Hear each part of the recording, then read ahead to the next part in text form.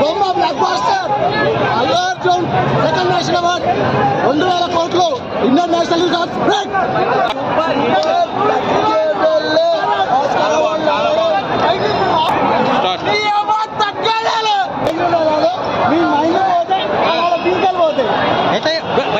తగ్గేదే లేదా